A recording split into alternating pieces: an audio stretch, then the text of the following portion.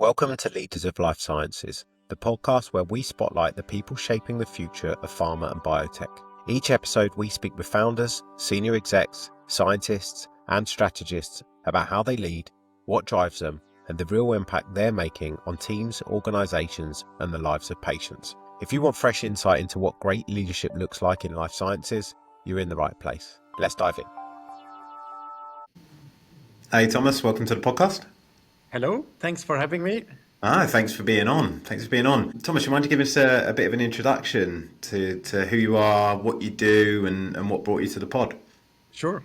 So I describe myself as a late stage drug developer, medical background in pediatrics and intensive care, but I'm currently the chief medical officer of a small clinical stage phase 2 biotech based in the UK and the US. I'm based remotely out of Switzerland.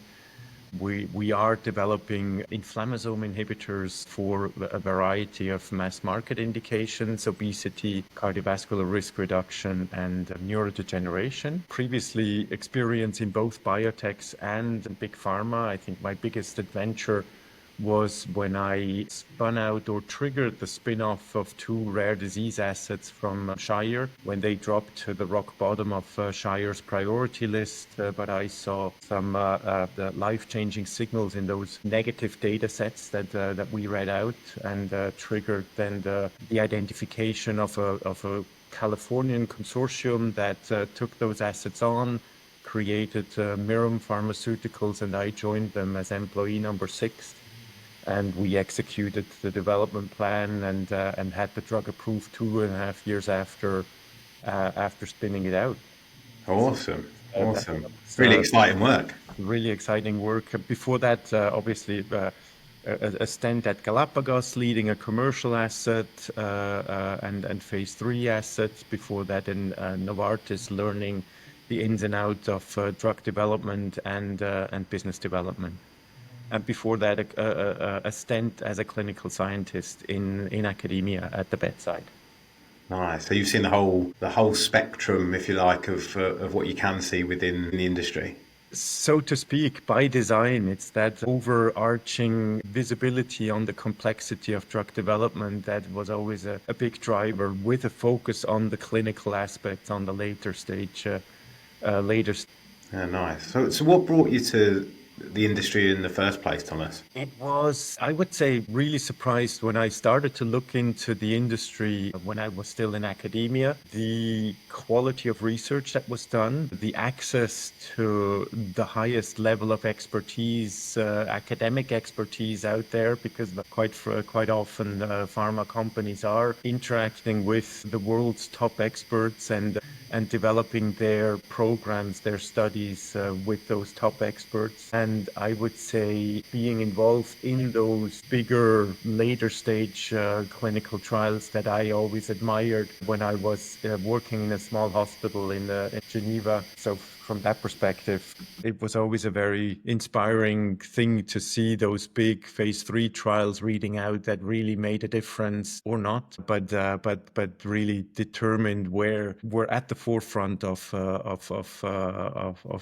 science, of drug development, and that's what I really found interesting, and that is ultimately why I made the switch. Yeah, awesome. When you were in the lead up to the podcast, we were talking a bit about your Steve Jobs style exit from a previous organization. Was that in one of the spin-offs that you were talking about before? That was the spin-off indeed. And then I gave you the official version. Maybe the less official version is indeed that I was ultimately fired from that role. And it was a pretty tough moment, because I triggered this whole adventure. You can bring it back to like one conversation I had during my one-to-one with my then boss at Shire, where we said, "Hey, this is not going anywhere. We need to change gear and pursue a different trajectory if we want this drug to reach patients eventually." And so it all came back to literally one persistence or perseverity of pursuing that compound, that project. And so it was really my baby. I knew the studies, I knew the key opinion leaders, I had the external contacts, I was responsible for literally everything that was there. And then ultimately, which led ultimately to the successful approval then as well. But then getting fired was a pretty tough experience. But it's only in retrospect that I was able to connect the dots and then realize what was really going on, I think. And I think that there is quite some learning in it. People like to talk about all of the exciting moments in their career, right? All of the positives, but it's often those challenging situations where we learn a lot about ourselves and how we recover from that kind of thing. So, what was that experience like for you? So, well, it was my baby, and I was pretty much kicked out of my baby and lost the contact to my baby. I was no longer able to work on that project that I held dear, no longer able to work with those external contacts and internal teams that made the magic happen. So from that perspective, it was a tough moment, but I realize now that it was yet another manifestation of how we all might have an expiry date attached to us and our expertise. And I think in retrospect, connecting the dots again with Steve Jobs' analogy of his Stanford address that I would highly recommend everybody watches multiple times. But connecting the dots in retrospect, for me, it told me simply that maybe in that role, I reached my expiry date and didn't really see it myself. And I would say that example of expiry date came from the fact that simply knowing now that 95% of all biotech funding is based either in San Francisco or in Boston. And the remainder of the remaining 5% is spread around the rest of the globe. It was only natural that the decision making or the leadership had to move more and more to the US to tap into that big pot of money to fund the phase 2, the phase 3 programs of the company. And therefore, it was only natural that more and more people were hired in San Francisco, where the headquarters was, rather than in Basel, where I led the European headquarters, and only natural that little by little decision making was taken over there without me, simply from a time zone perspective. So ultimately, nothing much related to me personally that made me lose contact to my baby increasingly, that generated that frustration. And it was that frustration that ultimately led also to my termination. But I think a very natural course or a natural maturation of the company that had to happen. Still, it must have been a painful sort of situation to go through, a painful experience to go through, given how much time, energy, effort, care you'd put into the whole experience. And I think that painful aspect also then prevented to see the reality or what macroeconomic processes were at play that led to this situation, and then also then which then led to the inability to handle it in a neutral, calm, objective fashion. And I see this very often in kind of transitions, especially in biotech, which has to go through several major adolescences, so to speak, and multiple examples of that expiry date I've seen in other periods of my life. For example, I mentioned this commercial asset that I led at Galapagos. And indeed, we had some phase 3 programs ongoing, and one came towards readout of the phase 3 program. And there, while we're preparing for the submission, also the launch readiness activities kicked off. And launch readiness means that, well, commercial comes in and prepares the commercial launch, but also medical affairs comes in, steps in, and is trying to get an increasingly prominent role with the key opinion leaders, with the future of the compound, the scientific future of the compound as well. And I observed clearly that those people whose baby the project was before, and that's the whole clinical development team, saw some new dudes coming in and literally forcing their way into the conversations with the key opinion leaders, with the studies, understanding the studies, thinking of what next studies there need to be designed, with a completely different mindset, obviously, because they have a different mandate. Very often those are different personalities than the clinical development folks. And of course, a lot of effort went into developing those phase 3 programs and running those studies. And now all of a sudden having to let go to someone who comes in with maybe a much more extroverted personality, much more exterior facing mandate, and also thinking of studies of how to differentiate from the competition then when it's on the market, how to tailor studies that are much dirtier studies, real world evidence studies that try and generate data and relevant data by the sheer number of patients that are involved, not by how clean the study is run and how clean the study population is defined, for example. A totally different mindset where the clinical development team simply had to let go and then let the baby go so that it can grow further. And another example I've seen in two biotechs is that famous founder syndrome, so to speak, where biotech founders often are exquisite scientists and drug discovery experts, and who have managed and then put an enormous effort into developing the company and developing the compounds up to preclinical packages, maybe even phase 1, because those are much more standardized studies to be run and much more simple studies, cheaper studies to be run. But then when the inflection point happens to later stage clinical development and the proof of concept study need to be designed, dose range finding studies and pivotal studies then need to be designed.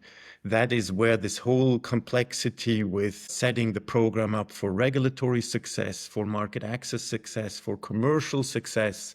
And that is, unless you have been immersed in those regulatory interactions or payer interactions, or you found yourself in a competitive situation with strong competitors out there, it is not an environment that those early founders then are able to manage. And then it's a question of identifying what profile is needed. But I think the critical aspect is then to let go for those profiles that are hired to do their job, even though the baby came to where it is only through very tight control, huge efforts, and running a very tight ship, so to speak, to bring it where it is. So essentially, each stage needs a different skill set. It needs a different mindset, approach, attitude in order to take the organization and take the asset to the next stage. Indeed. I'm not aware, but certainly this must exist. Somebody who took it really from discovery to launch, so to speak. And I think initially I thought this in my career, I've only accompanied a compound in this little piece of the whole endeavor, but it's actually not necessarily a disadvantage or a problem with your own career. It's, I think, very natural that we come to a point where other expertises are needed, and then having, I think, the ability to step back or step up as a leader then as well, and bring in new expertise and empowering that expertise to blossom, I think, is something that is I observed in my career multiple times is very hard, because like I was when I reached my expiry date, so much in the weeds and holding so much onto that baby that I've brought to where it is.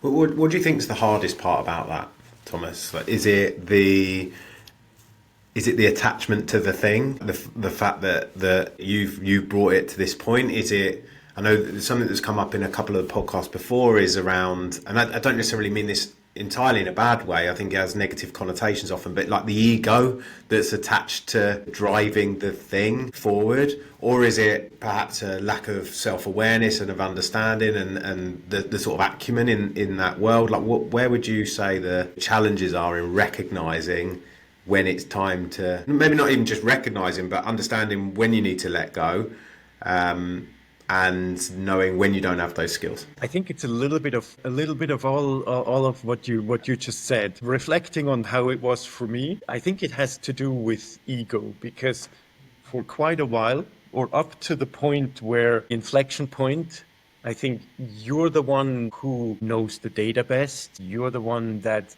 knows the external context. You know exactly, you have in mind a very clear picture of where this could go. You have that vision of where it can go, what it could become out of this baby.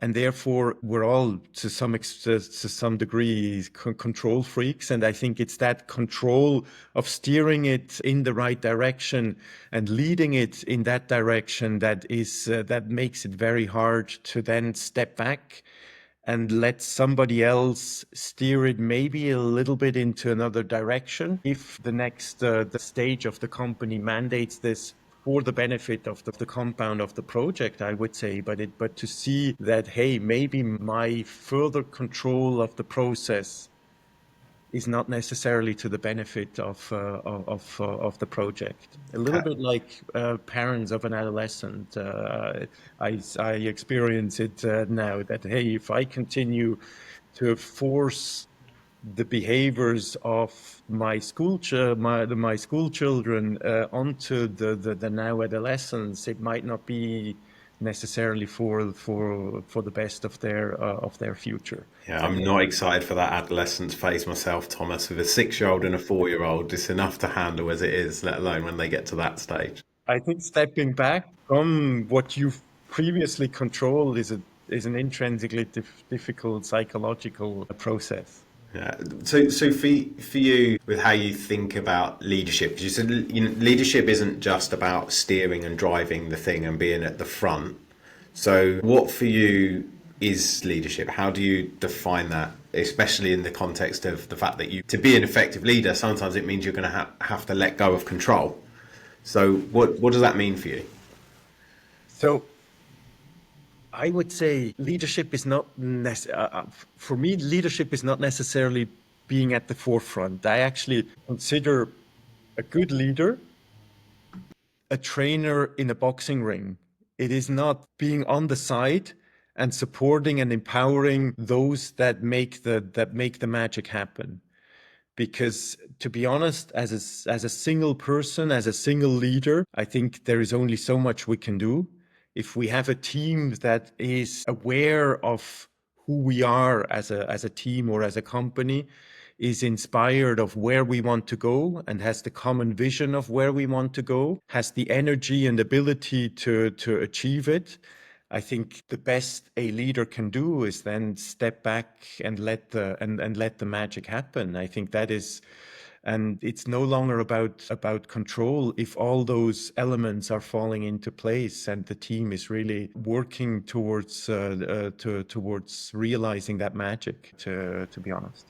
Yeah, I like that idea of being able to step aside and let people get on with it. One thing that I've often spoken about in the past is knowing when not to get involved is just as important of knowing when to get involved. And the analogy that always comes to mind is in football, they'll talk about sometimes the best thing to do in the penalty area is to stand still, to find space. So sometimes as a leader, the best thing to do is to stand still and let it happen around you. Yes. And then it gives you, it enables you to make the right decision from there rather than constantly feel like you have to be doing the doing. Yep. And I think it ties a little bit to this letting go that we've discussed previously during the maturation of a biotech or a project. I heard the quote the other day: if you love something, give it away. And I think that is, for me, that was really powerful, to be honest. That really, if you've created something that is the best thing is to let go and let the magic happen, because there is this, I think, collective intelligence and collective power of the team that has the same vision and the same drive, that is infinitely more productive than being the sole leader who knows what's best and what's best for the company. How does the idea of, we talked before about the phrase, what got us here won't get us there, and that comes up in your thinking. So how does that apply to your mindset sort of day to day? I think it's a question of being aware of your own limitations and having humility in what needs to be achieved, and that maybe what needs to be achieved is bigger than my ego, and therefore my ego should not be a roadblock to what we're trying to achieve. I think that is. I find of fundamental importance. I've seen projects going in the completely wrong direction because of egos. I saw projects being literally dying because of egos, and I think that's the real pity or a real shame if that happens. Do you think that the leaders or the people in charge who are letting the egos getting in the way, do you think they know that and are perhaps afraid to face it, or is it a lack of self-awareness around the topic? Like what from your experience and where you've seen it in the past, like what's the cause? So in my own experience, where I was in this situation, I was simply too deep in the weeds to see that. It took years actually to realize that whoa, this is what was going on. This was the bigger picture. And I clearly did not see the bigger picture anymore, to realize that, hey, this is not about me. This is about the bigger purpose. And I should have stepped back without torturing me that much. So I think it's a question of how deep in the weeds you are, and your ability to take a step back and then observe you from outside, to put your mind up there in the corner and have like with a webcam observe who you are and what your limitations are, and whether that is really what is best for the company or for the compound right now. I mean, like you said, that can take years, right? And the phrase you use, and I've heard this before, that you can't join the dots. Sorry, you join the dots looking back. Right.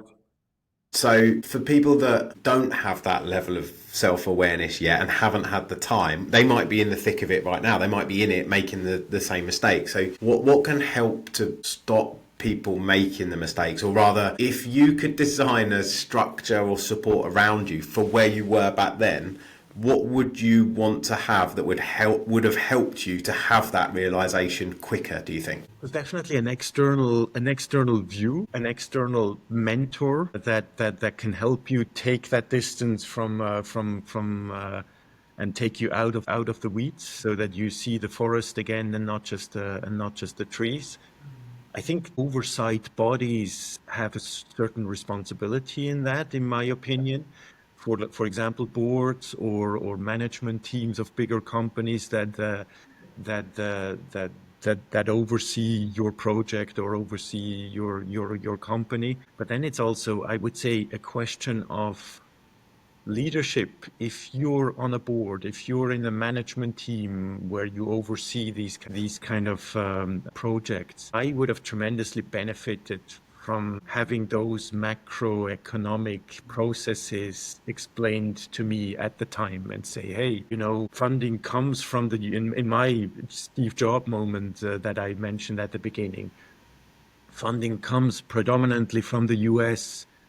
If you're a venture capital firm investor that is going to put 50 million into your company, you want to work with, you want to have on the leadership team people people you trust, people you've worked with in the past. And therefore, the intrinsic uphill battle that we maybe have here from Europe, we're 3,000, 6,000 kilometers away. We have a strange accent like I do, and things like that. And we have maybe less of the tendency to network with investors in the US where the big bucks lie.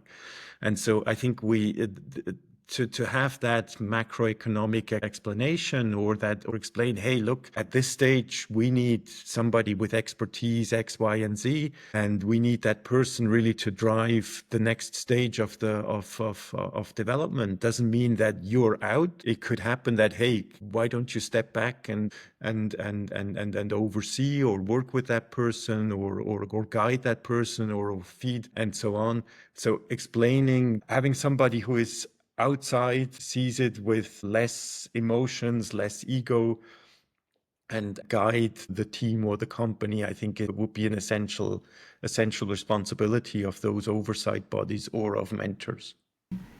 Yeah, so it's having people to see where your blind spots are, Exactly. to advise you on those blind spots, bring a level of help you with the sort of self-awareness and understanding of where you don't have the skills, and then to be able to advise you on all of the things that you didn't know could potentially happen down the line, given that you still need to have as an individual the level of humility to take that advice and guidance and introspection on board, right?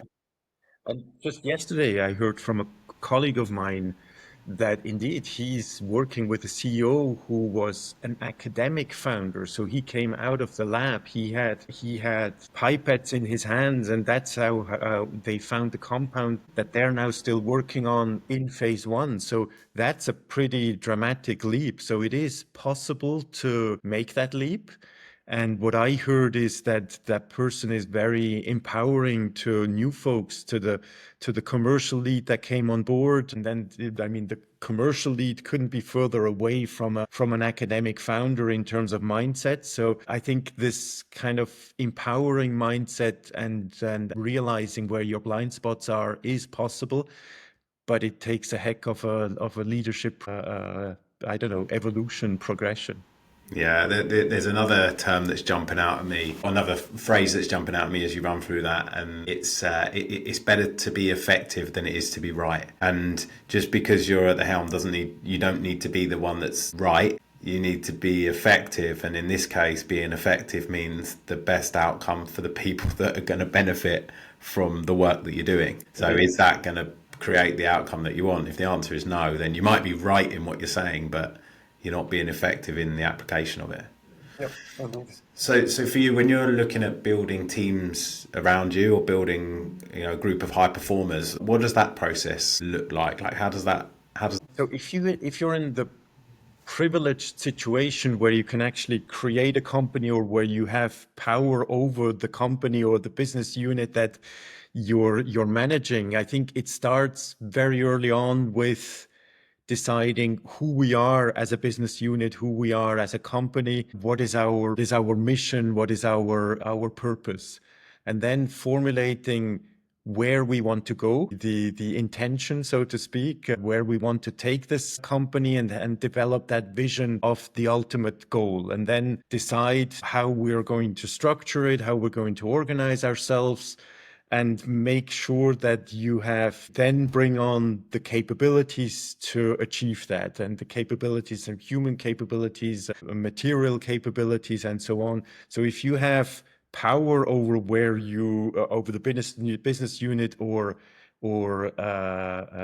company, I think those are the aspects that need to come first, because that's needed then when you create those high performing teams.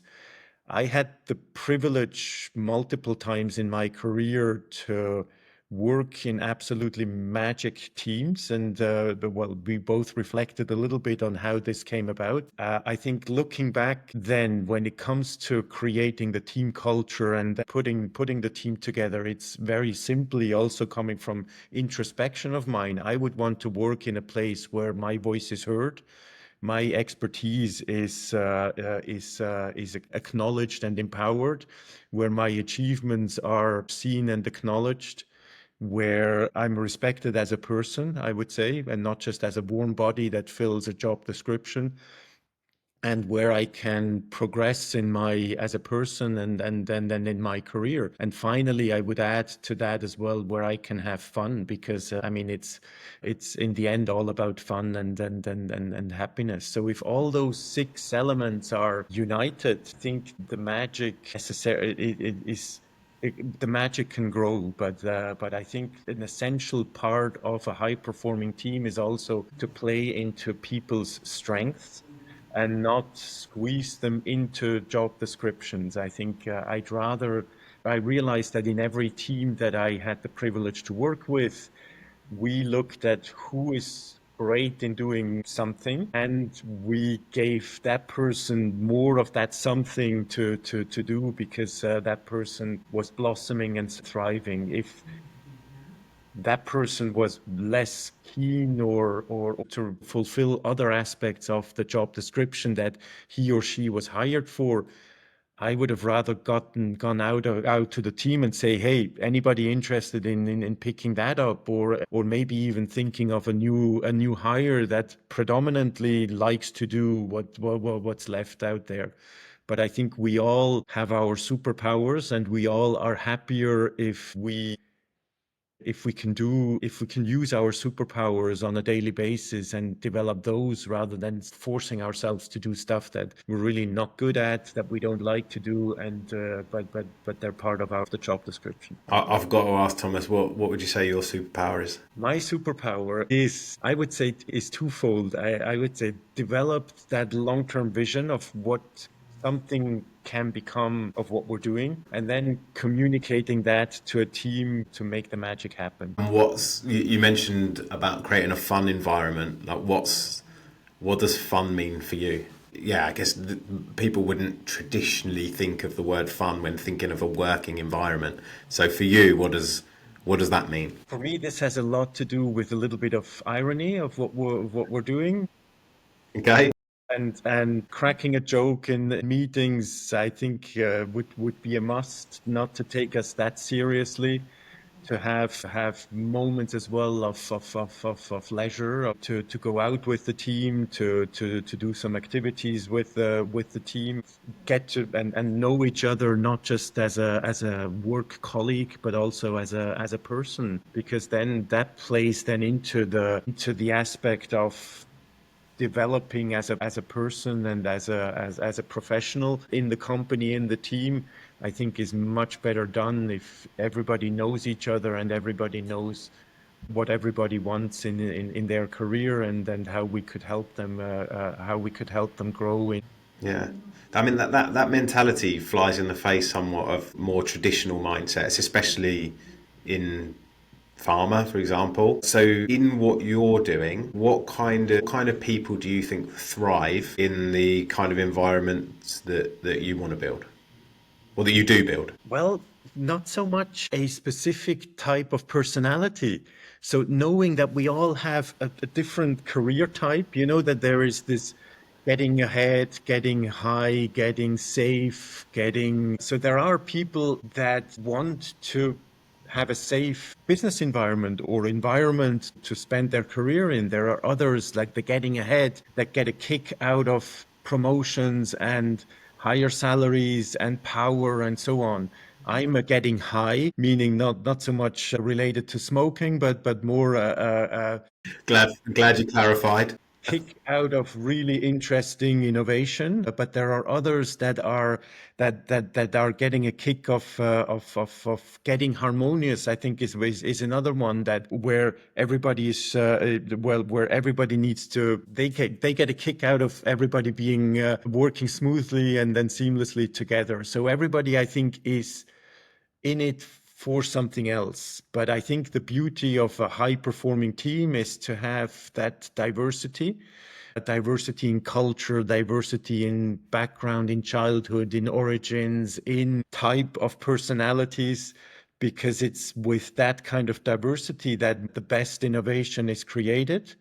Because I don't know, if you grew up somewhere, what shall I say? If you grow up in Central Europe, you have a very different childhood and used to solve a problem that you're facing in a very different way than if you grew up in South America, for example. And therefore, a South American, simply because of what he experienced during all his life, might come up with the key idea that solves one of our problems that a Central European, or me in particular, couldn't have thought of. So I think it's that diversity in personality, in origin, in race, whatever aspect makes us as the person that we are, that creates innovation and creates ultimately the magic that we need to drive our projects forward. How about in terms of like any particular traits that you look for? But then, yeah, sure. Then obviously in biotech, it's uncertainty is not necessarily owned by biotech nowadays only. I think there is a lot of uncertainty as well in bigger places.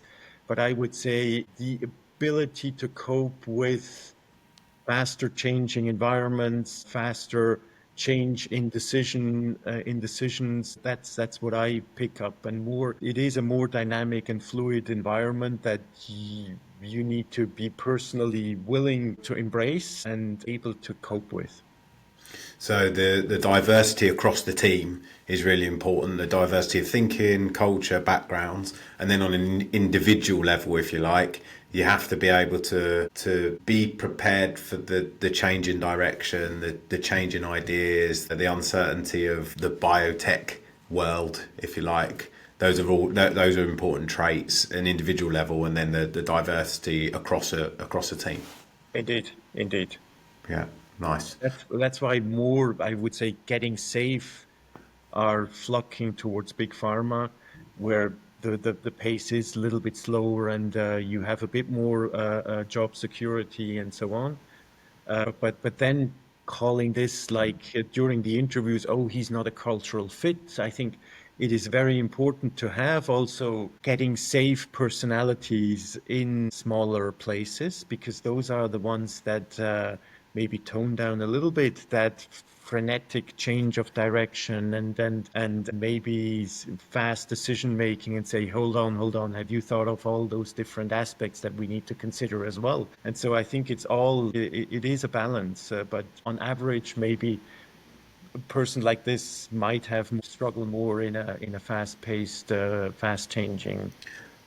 Yeah, I heard an idea yesterday, or someone I was speaking to talking about partnering up innovators and strategists, and having the balance between, hey, I've got a great idea, versus, okay, but what does this look like in practice? And it's really important to have that sort of those opposing personalities, so that you don't get carried away down one route, but at the same time, you're not just so safe that you never come up with new ideas. Right. I think we need all of those inputs for wise decision making and project management. Indeed. With what we've spoken about, Thomas, you've clearly gone through some major leadership transformations over the time, maybe through those painful experiences, and some good ones along the way as well. But what would you say are the most important lessons that have sort of stuck with you? What I've benefited tremendously is figuring out what my superpowers are and really hone them down to the extreme. Then mine now fits on a small piece of paper that I've developed with my coach. So coaching was an essential part of Awesome. my Huge advocate of coaching. Indeed, yes. So I think coaching, but figuring out, and Steve Jobs said that as well in that famous Stanford address, that figure out early on what you like, figure out what your superpowers are and what really gives you butterflies. And one essential way of figuring that out, or one key catalyst of figuring that out, was when I was terminated, when I left a company, when I left a role, or simply also with good friends, to ask them if tomorrow I would be replaced by somebody with exactly the same diplomas and degrees and curriculum, but not my personality, what would be missing from the team? Love that. And that is the most. If you have people that give honest and open feedback, that for me that was the biggest kick of realizing what I'm actually here for on this planet. So I can highly encourage to ask that question to as many people as you can. It's a really vulnerable set of questions to ask people as well. It does expose you to maybe hearing some things that either you just weren't expecting to hear, and sometimes hearing some things that are quite difficult for, again, go back to the talk around ego. They're quite hard things for us to hear if it's not what we want or how we see ourselves, but really, really valuable to what's the book Surrounded by Idiots, where they talk about the communication is on the receiver of the communication and not the person that's delivering the communication, which if we think about everything that we're putting out is communication, so we've got to think about how are people receiving that information about us. Yep. Because it doesn't matter how we think that we're giving that information off. If everybody takes it differently, then we're not conveying the message properly. So I think it's really valuable set of questions to go and ask people if you're prepared to, if you have the bravery to confront how people really view you. And a fun anecdote, indeed, one of the feedback that I got when I was fired from Miram, some of the team members said, "Oh, you were our father figure," and I said, "I'm not that old to be your father," but. It was part of lots of feedback. But So also, I would say the other learning is and that's I would say the toughest one, to believe in yourself. And when you realize that people around you, your boss, your peers, don't believe in yourself, go and promote yourself by looking for something else. If you think you're worth more than what you're allowed to do, just promote yourself and don't agonize in this environment. I always think, and then that brings me back a little bit to the big pharma, small pharma aspect. When I'm a strong opponent of that grading system of year-end appraisals, where you get a 5 when you're a high achiever, where you get a 1 when you're underperforming. And I always think that, hey, who would ever blame a plant that is not blossoming and praising another one that just happens to stand in the sun and is full of blossoms, full of flowers? Who would blame the one that is standing in the shadow if it isn't blossoming? The natural thing would be to take that plant and move it somewhere else, where it's more humid or where it's more sunny or less sunny, depending on what it needs. And simply, my learning is not to agonize in a certain situation. If you think you're worth more, you're worth better, you can have a bigger impact, go and find that place. I'm sure it exists. love that. Great way to sign off. I was going to ask one more question, which was, if you give one piece of advice, what would it be? But I think that's what can top that. I would say that is it indeed. Well, Thomas, thanks so much for your time. Really enjoyed the conversation. I think there's some really useful insights and also just philosophical points for people in leadership positions to consider, and people who are advancing their career. So thanks a lot for spending the time. Is there anything else that you would want to leave the audience with? No, but thank you for the venue, and thank you for initiating this conversation. My absolute pleasure. Thanks a lot for your time, and we'll speak soon. Take care. Take care. Bye. Thanks for listening to Leaders of Life Sciences. We hope you're leaving with fresh ideas and inspiration to lead with clarity and purpose. If you're hiring, building your leadership team, or thinking about your next move, we'd love to support you. You'll find everything you need to get in touch in the show notes. And if you enjoyed the show, please follow and share it with someone who'd find it valuable. Until next time, keep leading forward.